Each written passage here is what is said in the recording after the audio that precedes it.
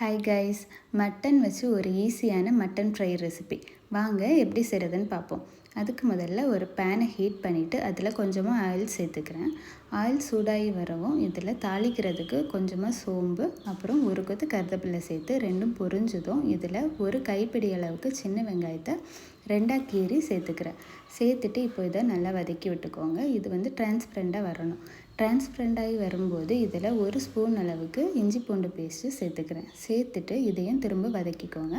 இஞ்சி பூண்டு பேஸ்ட்டு வெந்து வரும்போது இப்போது இதில் 1/4 கிலோ அளவுக்கு மட்டனை வெறும் உப்பு மட்டும் சேர்த்து வேக வச்சுருக்கேன். அதை இது கூட சேர்த்துக்கலாம்.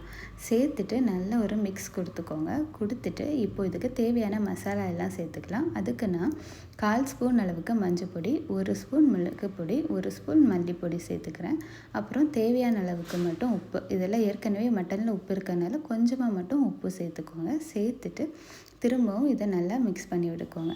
இப்போது இந்த மசாலா எல்லாம் வெந்து நல்லா சுருண்டு வரும்போது இதில் 2 பச்சை மிளகாவை ஸ்லைஸாக கீறினதை சேர்த்துக்கிறேன். சேர்த்துட்டு திரும்பவும் இதை நல்லா வதக்கி விட்டுக்கோங்க.